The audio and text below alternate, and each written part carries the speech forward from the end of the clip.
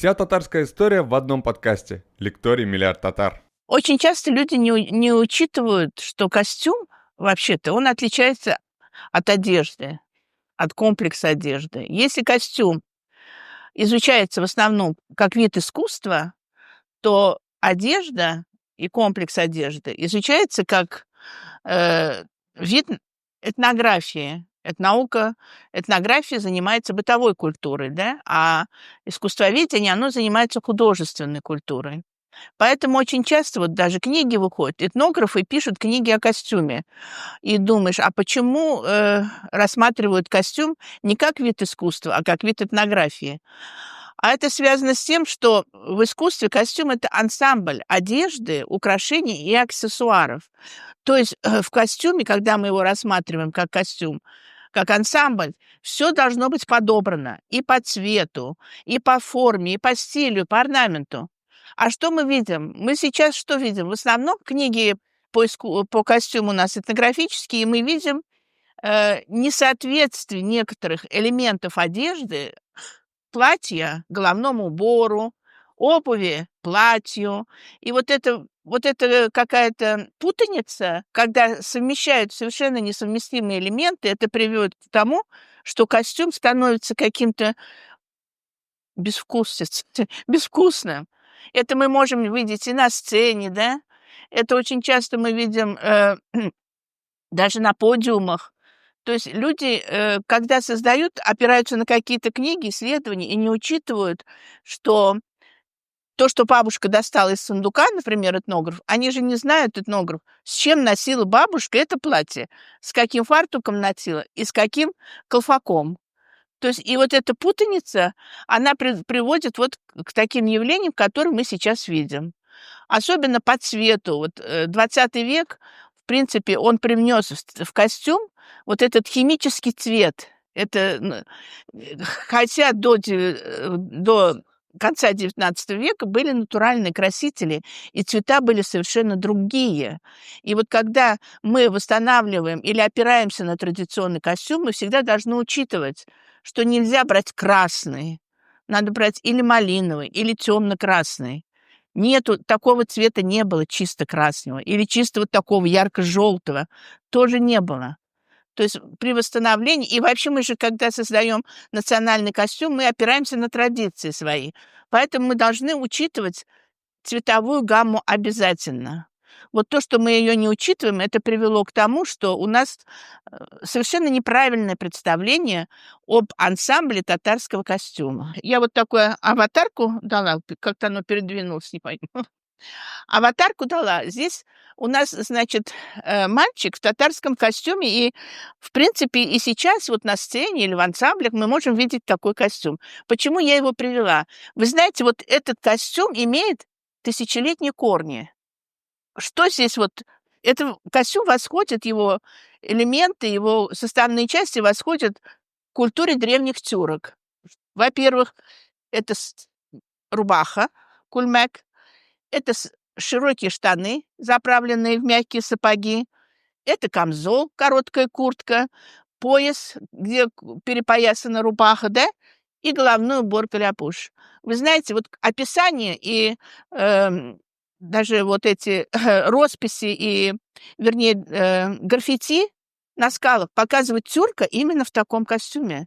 То есть вот этот костюм, это основа даже, это тюркский костюм, как бы, он основа татарского костюма, он до сих пор сохранился. И сейчас что у нас самое главное в костюме?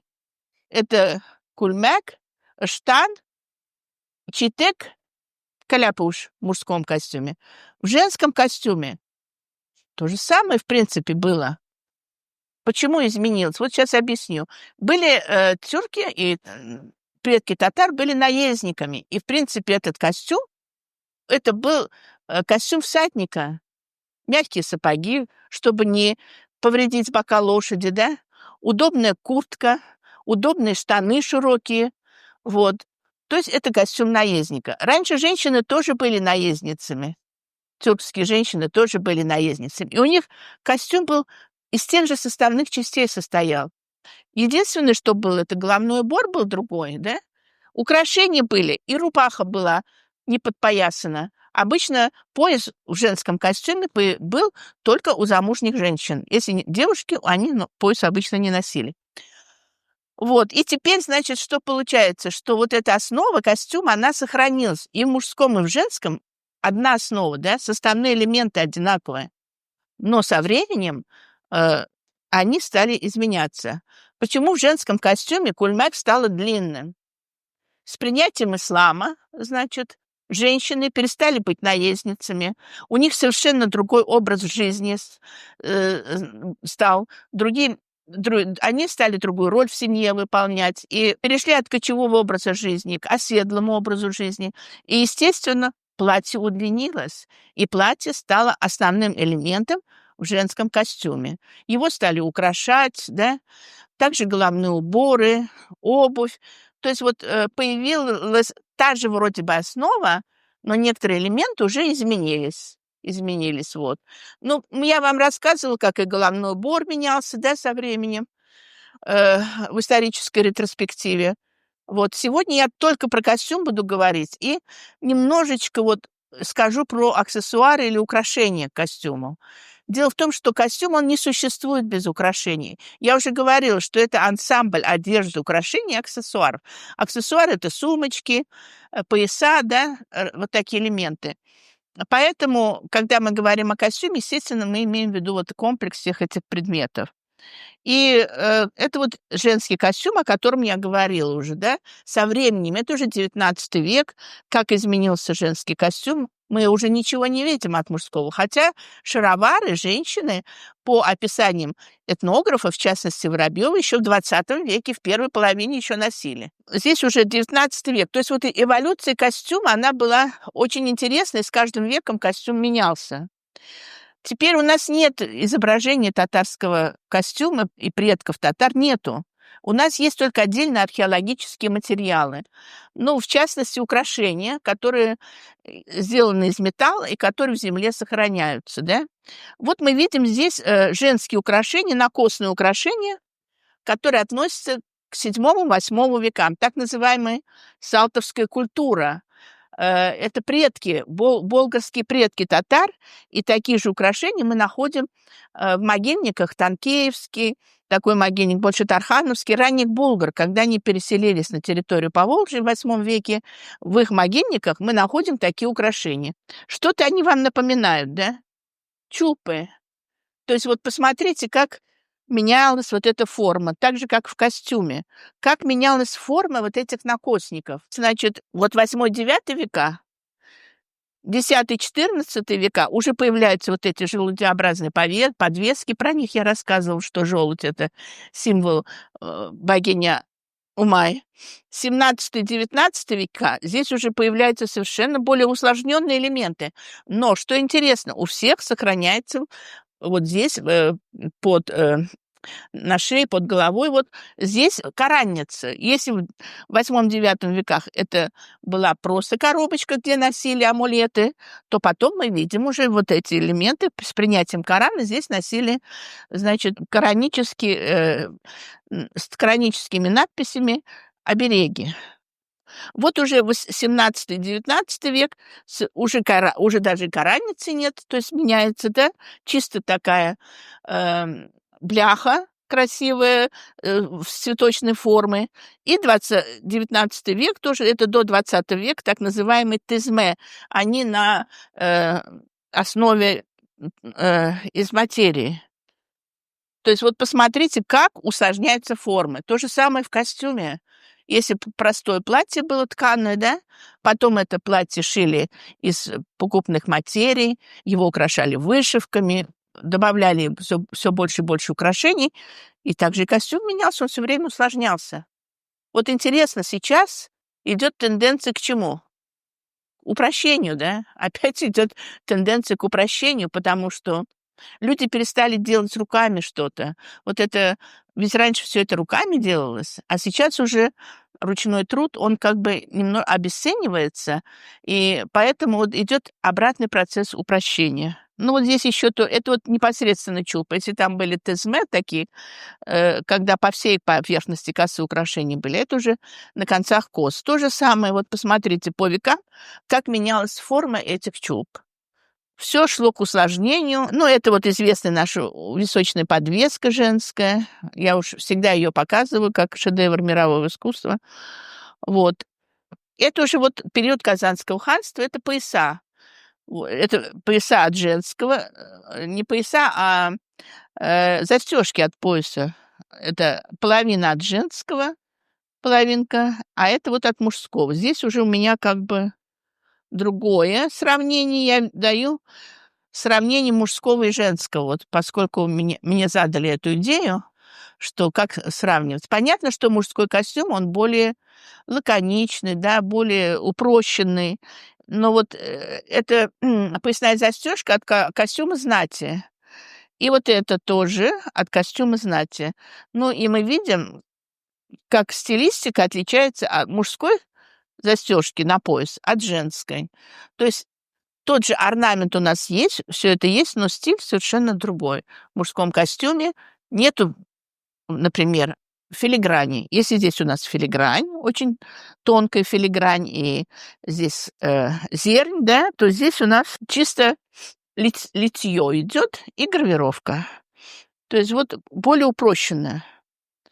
Так, теперь вот одно из самых ранних изображений относится к 1760 годам. Изображение татарки, сделанное художником европейским путешественником Бруни. Здесь мы видим, насколько уже костюм изменился, да, костюм. Он прошел огромные трансформации. Здесь мы видим высокий головной убор, как в костюме на картине Сюмбеки. Этот головной убор — это целое исследование. Надо по нему проводить, потому что впервые вот такие высокие головные уборы, они встречаются на рисунках сарматской царицы. То есть получается, что это очень древний головной убор, и он связан был со знатными людьми. Ну, вот из Ханши, да, Сюмбеки, и вот другие. Это портрет тоже знатной женщины, понятно, да? В принципе, здесь что мы видим? Мы видим основные элементы татарского костюма, которые получили дальнейшее затем развитие. Здесь нет изю, как бы есть, но оно немножко отличается от тех изю, которые мы знаем в более поздние времена. И вот это украшение тоже височное, налобные, да, тоже это более раннее украшение, которое со временем также исчезло, но вот здесь мы видим этот костюм. Вот мужской костюм, значит, с поясом, да, здесь длинная рубаха длинная, выходная, значит, сверху халат, тоже из дорогих материй. Вот это уже 19 век. Вот интересно, что у татар уже в 19 веке они начали использовать это в городском костюме, конечно, знаете, стали использовать привозные ткани. То есть если другие народы в Поволжье, они в основном материи делали сами, ткали, да, их, то и на селе тоже еще ткали, но уже вот со второй половины 19 уже на селе даже перестали в татарских селах ткать, только в очень редких, в дальних селах. В основном пользовались покупными материями, привозными. Привозили из Турции, из Ирана, потом привозили из других стран Ближнего Востока, из арабских стран. Вот. Но в основном Турция, Иран. Почему? Потому что вот по тем орнаментам, которые мы видим потом, мы находим сходство между тканями этих народов, этих стран. Мы видим сапоги обязательно, да, шапку, отороченную мехом, хотя под ней, наверное, тюбетейка или каляпуш, тюбетейка, там есть детали между каляпушем и тюбетейкой. Вот. Но это тоже знатный человек, который зарисован, это зарисовка 1812 года. Вот здесь мы тоже видим зарисовку мужского и женского костюма. Причем интересно, что в женском костюме здесь сохраняются украшения монетами. В принципе, это даже не монеты, это жетоны. Делали специальные такие жетончики, которые покрывали головной убор. И вот здесь мы видим тезме. И мужской костюм, в принципе, он как бы повторяется, вот то, что мы до этого видели, да.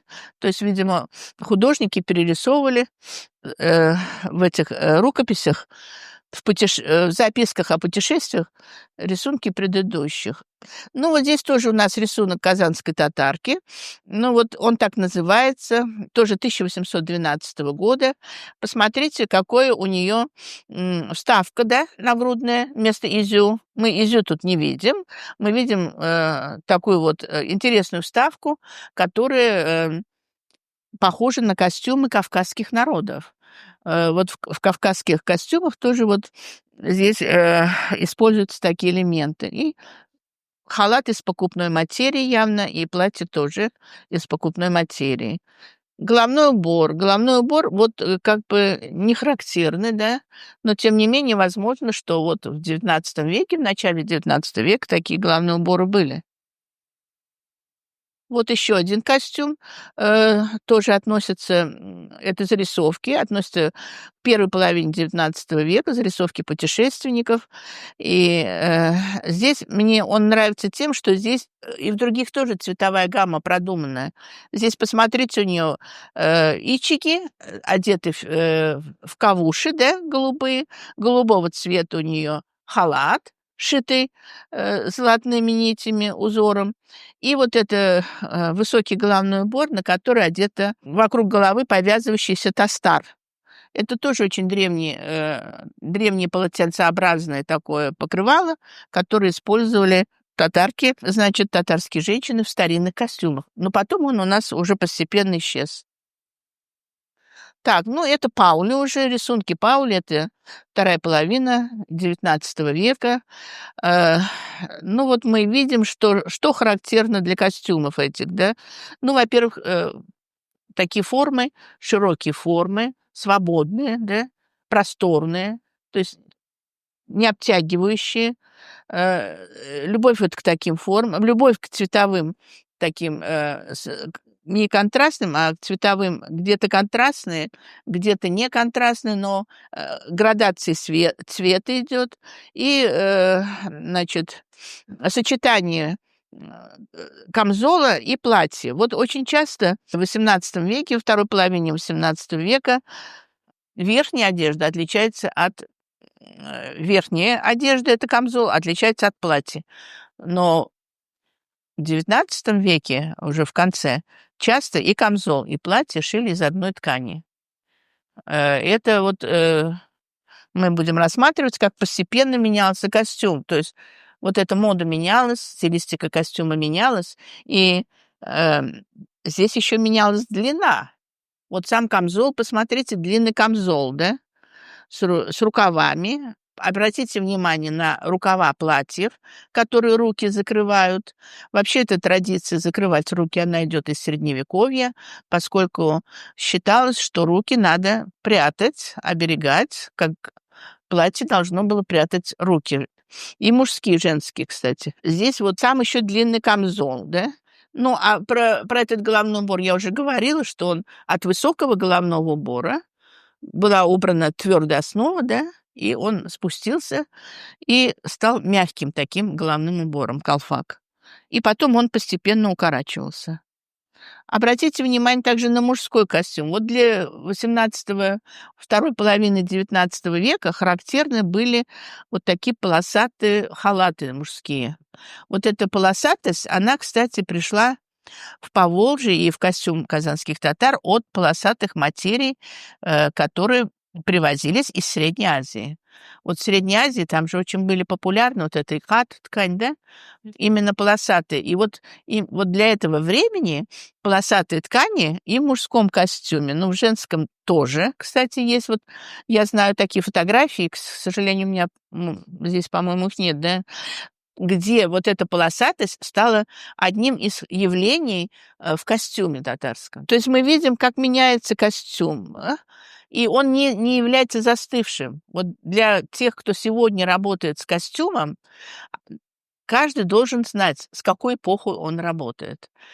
И очень часто берут головной убор конца 19-го, начала 20-го, платья берут с середины 18 века, ичиги берут вообще советского времени, и вот составляют костюм. Ну что это? Это безобразие просто. Это нужно читать больше книги, чтобы понять, что такие вещи делать нельзя. Поэтому это очень важно, именно в костюме. Ну, вот здесь тоже полосатый халат, я говорила, рисунок муллы, да, да, рисунок муллы. И вот мы как раз относится к 1860, нет, к 1812 году. Так, это уже вот 1860-е годы, рисунок татарки тоже казанской. Вот, здесь мы видим у нее яхачылбыры. Вот яхачылбыры — это очень характерный элемент в татарском костюме. Если изю мы можем видеть среди разных групп татар, то яхачылбыры мы встречаем только у казанских татар. Это городской элемент в костюме, и встречается он только у городских татар. Вот. Причем это такое шикарное украшение, которое получило, ну, мировую даже известность, потому что вот в этнографическом музее в Петербурге они хранят эти якачилбыры, и вот в их изданиях на международном уровне они всегда и вот эти якачилбыры показывают, потому что они сделаны с очень сложной техникой и очень искусно. Ну, и вот у нее вот здесь, конечно, головной убор меховой с опушкой меха. Но это вот элемент, который был характерен для татар, которые в Приуралье переехали в свое время, да, и вообще для сибирских и приуральских татар мех чаще использовали в костюме. У казанских татар он тоже есть, но не так часто встречается. Это вот рисунок первой женщины, художницы Галии Акчуриной, которая училась в Строгановском институте. Она получила высшее образование, и несмотря на то, что она мусульманка была, но она, тем не менее, у нее рисунок женского образа, да, и вообще она оформляла обложки детского журнала, «Безнаньюл», по-моему, да, «Безнаньюл» называется, и там у нее прям реалистические такие рисунки. Вот, и здесь мы видим, что такой у нее колфак, да, это уже начало 20 века, начало 20 века.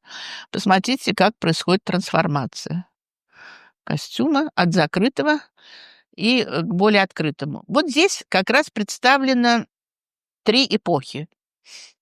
И вообще история костюма татарского и любой культуры, она всегда, мы говорим, вот национальная культура, народная культура, классическое искусство. Что значит это? Вот как это?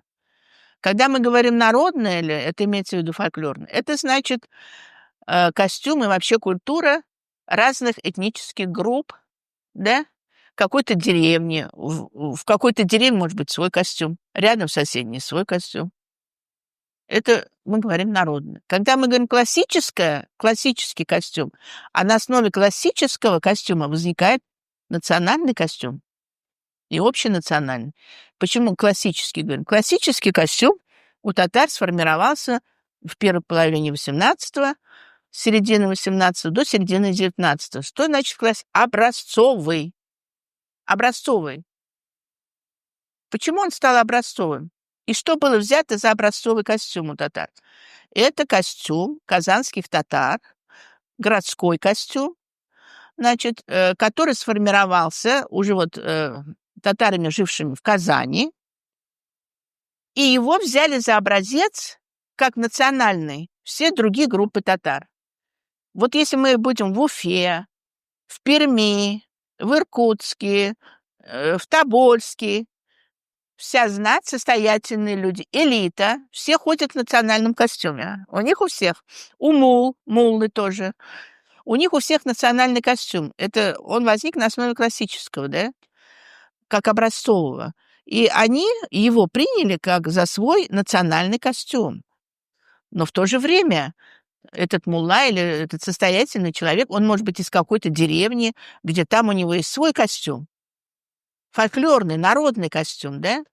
Поэтому вот мы должны это отделять. Костюм национальный или общенациональный от народного. А народный, он имеет региональные элементы, фольклорные черты. Совершенно вот бывает разные. Так же, как язык. Вот почему татары сложились в нацию?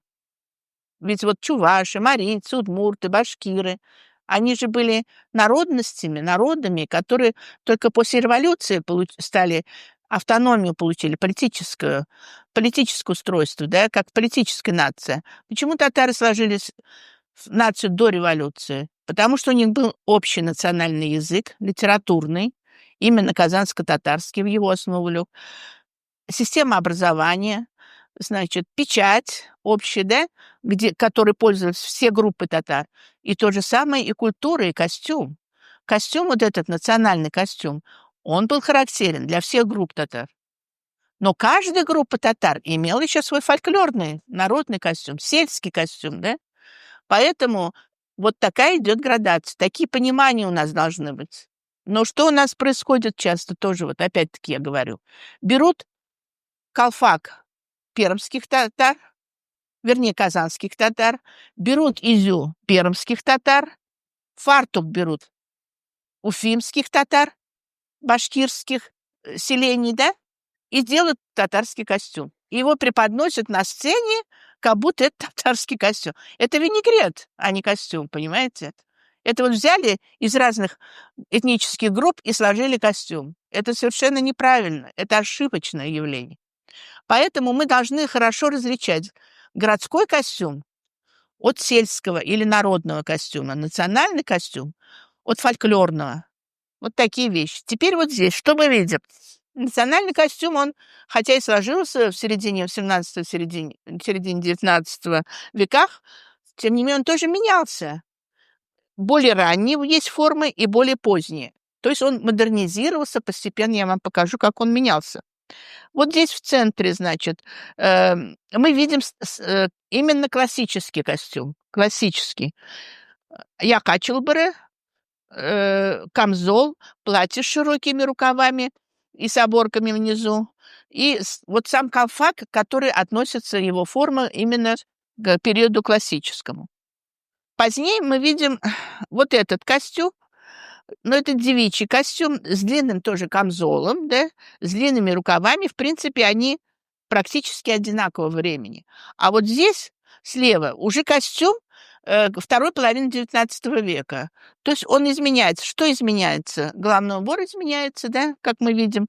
Такая вот шаль появляется, так называемый француз шали.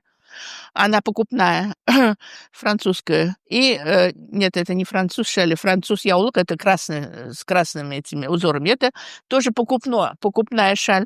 И, значит,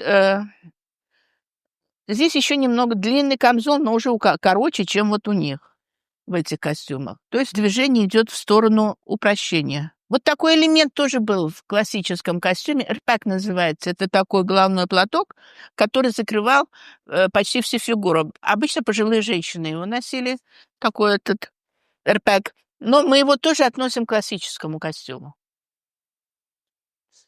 Мужской костюм. Ну, понятно, что это состоятельных людей, да, элиты. Праздничный костюм, праздничный. Когда мы говорим о городском костюме, обычно мы имеем в виду все-таки праздничный костюм. Обыденный костюм, он отличается. Вот эти фартуки и так далее.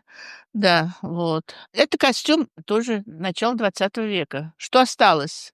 Вот очень стали популярными перья, пришивали перья.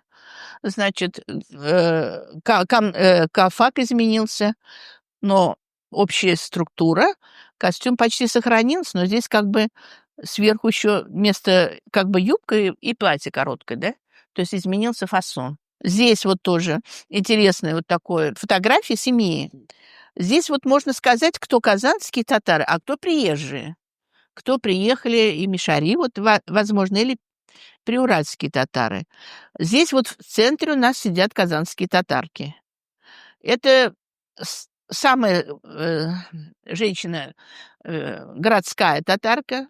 Рядом приехала наверняка из села татарка к ним в гости в тастаре и в меховой шапке.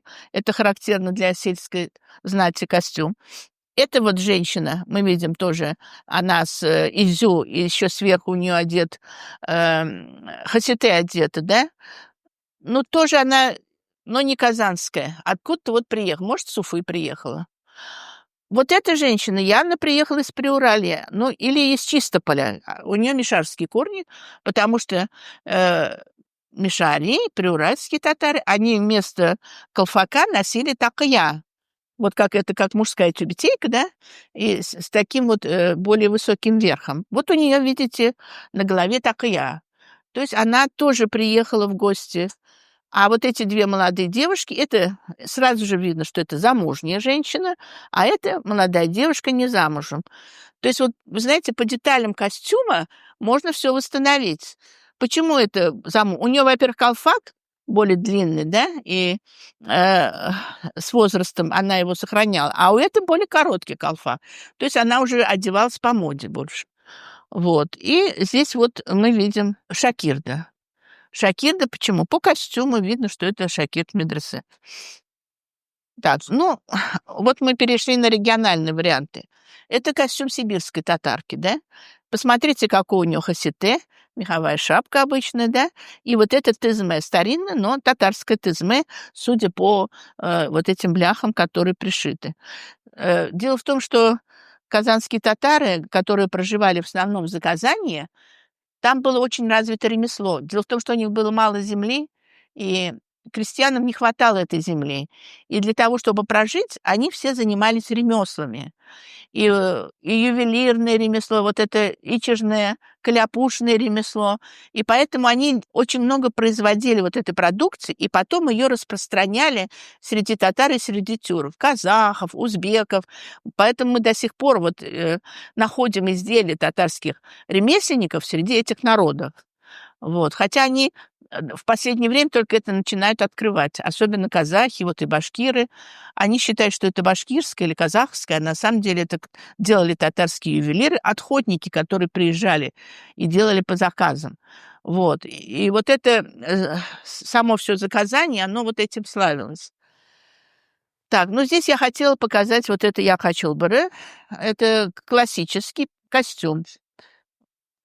Так, вот это костюм девушки из Чистополя. Тоже мы видим, правда, у нее колфак, но судя по тому, что у нее нет изю и нет у нее, значит, якачулбара, а это было характерно именно для татар, которые проживали не в центре, не в городе, а в провинции, да, в регионах. То есть не все вот эти изю воспринимали и имели в костюме. Во-первых, не могли изготовить, потому что это было дорого. Вот. И хасите это тоже было дорого. Мы видели вот у сибирской татарки монетные хасите, да? То есть, но это все равно, мы говорим, это локальные или региональные элементы национального костюма. Что здесь национальное? Это вот, это пермские, например, татары, да? У них уже совершенно другие элементы в костюме. Вот здесь как раз я возражала при реконструкции, что здесь у нее должен был быть такая не шитый жемчугом, а шитый такими же бляхами. То есть вот этот шитый жемчугом такая здесь не соответствует вот этому ансамблю костюма, понимаете? Вот это очень важно, учитывать вот такие детали. И у нее вот идет такая вышивка на черном фоне. Для приуральских татар этого региона черный фон, черный цвет использовался. Хотя у татар вот Поволжья черный цвет не использовался. Вообще вот не любили черный цвет, и его не использовали в костюме, особенно в одежде тоже. Вот. Но это вот тоже, это уже Рязань, касимовские татары. Тоже мы видим изю как бы, да? Вроде бы изю. Это не изю, это называется тамакса. То есть это длинный изю, который доходит почти до талии и закрывает вот всю грудь, да? Тоже с монетами делалось. Вот. Но это как бы получается, это какая-то другая форма изю. Еще по-другому она давет называлась. Давет тоже есть такое название. Именно крупное. Вот в Закане называют такой тамакса, называют давет, например. Или вот эта казанская татарка, но посмотрите, какой у нее тоже длинный изю. Изю у нее длинная, как тамакса. То есть Но почему у нее не монеты? Почему не монеты? Почему у нее бляхи ювелирные и пришито? Потому что в Казани ювелиров было очень много и в Заказании. А когда мы уезжаем подальше, в Пермь или в Рязани, там не было ювелиров, использовали вот эти жетоны. Иногда сами их делали. Или монеты, понимаете? То есть вот в костюме вот это тоже надо учитывать. Потому что что-то делали ювелиры, и это уже, как говорится, городской костюм. А когда вот эти жетоны, монеты идут, это уже не городской костюм, это фольклорный костюм. Фольклорный. Ну, вот здесь тоже реконструкция. Мне давали на рецензию, я вот как раз придралась к этому колфаку, пермская татарка, казанская татарка и татарка Кряшенко. Значит, сельский костюм, сельский, фольклорный. Что для сельского костюма? Фольклорный. Обычно обыденная одежда — это фартуки. Фартук — это не праздничная одежда, это одежда рабочая. У нас почему-то, пермские татары, они очень красиво вышивали на фартуках, но это все равно рабочая одежда, понимаете? И он не является праздничным национальным костюмом. Я уже говорила, как появились эти фартуки в 20-е годы, когда была борьба с буржуазией, с буржуазностью, да, с богатыми. И на сцену выпускали не в камзолах, как богатых, как бы, праздничных, а именно в фартуках, потому что пролетариат. Пролетариат мы должны пропагандировать культуру пролетариата. И вот с этих времен, 20-х годов, этот фартук, он стал прям при во языцах. Везде вот этот фартук. Фартук — это не является праздничной одеждой. Это рабочая одежда. Так, вот это тоже крестьянский костюм. Здесь Закамье, это Закамье, Альметьевский район. Мы видим, что еще до 20 века сохранялось ткачество. Вот это вторая половина 19 века, тканое платье. Вот это в некоторых селах это было. Но вот это тоже реконструкции, рисунки сельских костюмов. Это вот казанские татары, это переуральские татары. Так, это уже 20 век, да, это костюм городского татарина, мулла, скорее всего, или какой-то предприниматель, знатный человек, и у него одежда уже изменилась под европейским влиянием. Вот сейчас мы переходим к этому. Это тоже еще сельские Закамье. Так, вот эти фартуки, очень красивые фартуки. Мы перешли к европейскому влиянию, к тому, как в XIX веке с развитием капитализма, с появлением нового класса происходит модернизация костюма. Костюм, мы видим, упрощается. Во-первых, он избавляется от этой многослойности, да, платье, камзол, там, халат. Женское платье вообще без камзола. Мужской костюм вот такой очень даже лаконичный, черного цвета. Кстати, вот мужские костюмы были черного цвета. Но кто-то связывает это с Меккой и, с Каабой, которая была черной кисвой покрыта, да, и черный цвет — это как бы религиозность, элемент религиозности, потому что шамаили тоже делались на черном фоне. А кисва, знаете, да, на черном фоне это то, что камень вот этот Кааба покрывает, там золотые надписи. Поэтому вот этот черный цвет, он как бы стал каким-то элементом религиозности. Но в женском костюме мы его не видим. Платье, вот крой, это вообще уже европейский. Никогда не было, чтобы отрезной по талии, всегда была трапециевидная силуэт у платьев, широкие рукава, а тут уже как бы, колфак остается. Так, это вот литовские татары. У литовских татар у них как-то больше сохранялся традиционный элемент, и меньше у них было влияние, хотя они вроде бы в Европе, да, но тем не менее они, видимо, сохраняли вот эту традиционную свою, учитывая то, что они далеко от родины находились, они постарались больше сохранить. И вот здесь у них тоже оторочка мехом, то, что характерно, в общем-то, для приуральских и сибирских татар, в которых был больше вот этот кипчакский компонент или ногайский компонент. То есть здесь вот еще надо смотреть, костюм — это такая сложная вещь. Надо смотреть еще этнический состав, этнические корни всегда. Вот. Ну вот посмотрите, здесь уже это начало 20-го. Мама сидит в традиционном платье, да?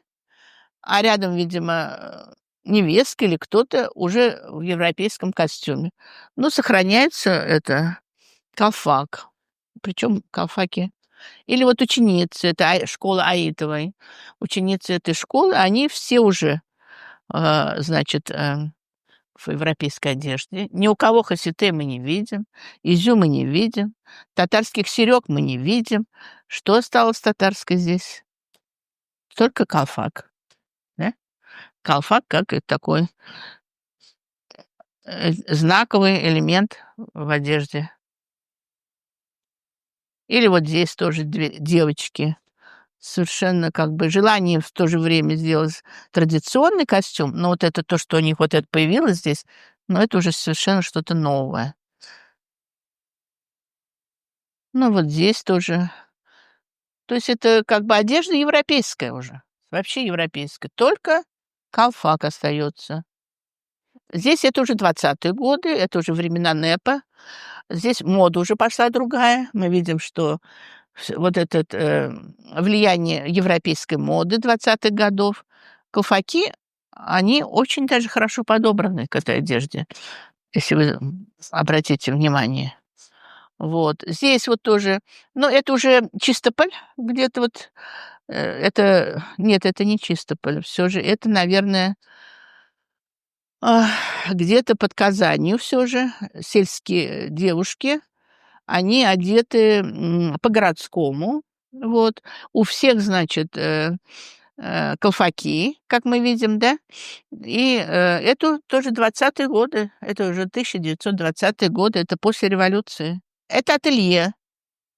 Ателье, значит, где женщины, вот посмотрите, все в колфаках, хотя вот на первом ряду не все, да, но у всех совершенно современно, вот они тут висят, современные платья, абсолютно современные, и сохраняется только колфак, как видим.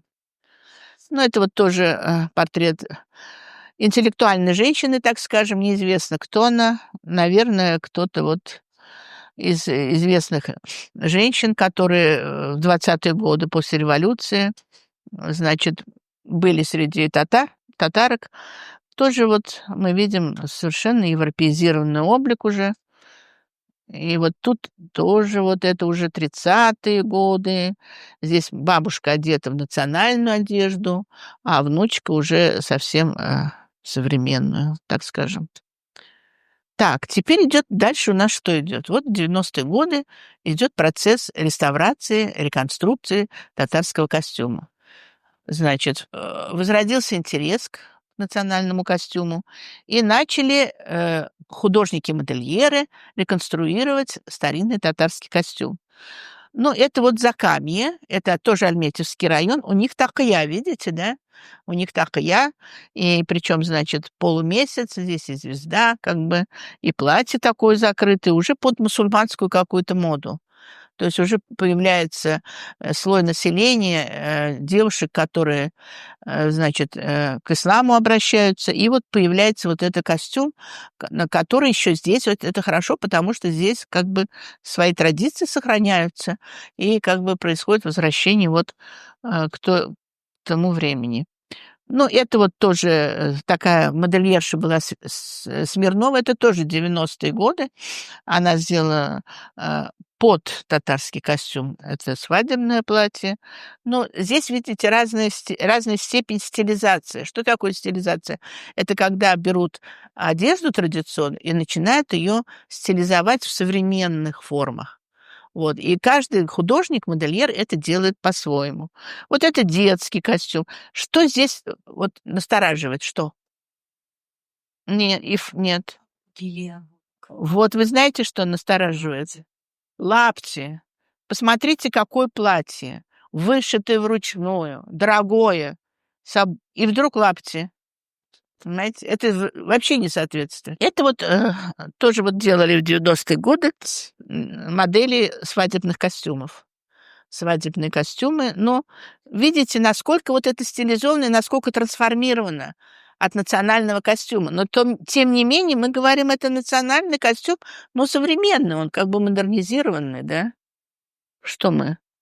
Вот такие. Вот здесь обратите внимание на это хасите.